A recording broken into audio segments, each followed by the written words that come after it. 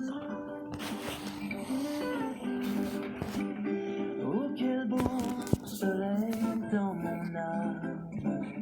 Il éclaire, illumine tout. À ses rayons, mon cœur s'enflamme et je vais chantant bas. Bienvenue à cet espace qui nous donne de retenir chaque dimanche une clé qui nous permet de prendre le contrôle de nos vies et d'en être le véritable maître, le véritable décideur. Je voudrais partager avec vous cette réalité qui nous échappe la plupart du temps. Il y a des rencontres et des situations qui peuvent changer le cours de nos vies. Alors, il n'est pas bon de négliger une des occasions que la vie nous offre. Oui, il y a des rencontres et des situations qui peuvent changer le cours de ta vie. Alors, ne néglige aucune d'elles.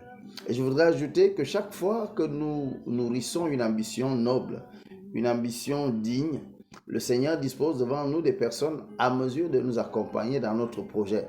Seulement, nous n'en faisons pas suffisamment attention.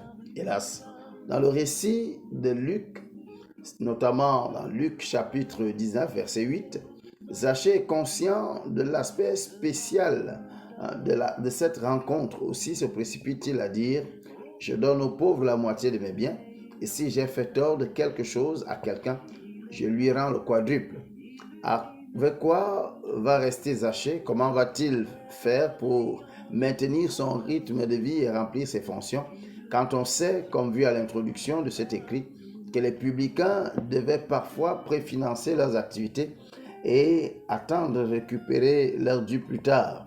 Et quelle était même la garantie que posait ce geste allait restaurer Zachée? Autant de questions et bien d'autres qui peuvent fuser ici, mais ceci n'est pas la préoccupation de Zachée. Son souci, c'est de refaire sa réputation et sa vie. Il est en face du Seigneur, comme lui-même le confesse et l'appelle au verset 8 lu. Alors, il faut saisir cette occasion.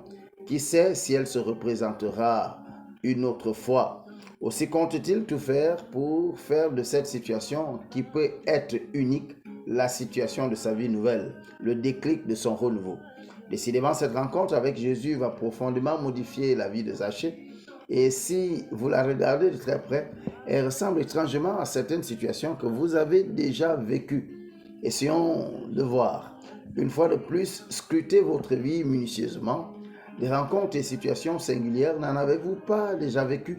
Ne vous est-il pas arrivé cette situation que vous regrettez encore aujourd'hui, espérant avoir l'occasion de rattraper la maladresse dont vous avez fait montre en la laissant filer? N'avez-vous pas fait cette rencontre spéciale que vous n'avez pas su conserver et que vous regrettez encore aujourd'hui, espérant de tout cœur la revivre? En fait, retenez ceci. Certaines situations ne se présenteront à vous qu'une seule fois, et puis plus rien. Et comme vous ne savez laquelle de vos opportunités vous sera à nouveau offerte, alors saisissez chaque opportunité que vous offre la vie. Saisissez-la comme si c'était la seule et unique fois que vous la viviez en fait.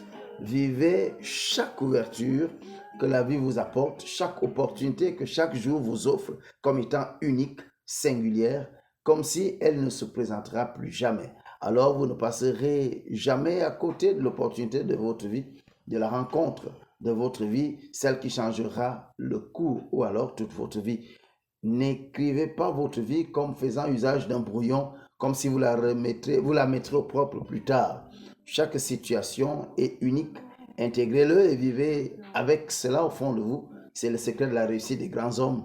Et vous pouvez en devenir en intégrant cette clé dans votre vie dès aujourd'hui. À bientôt.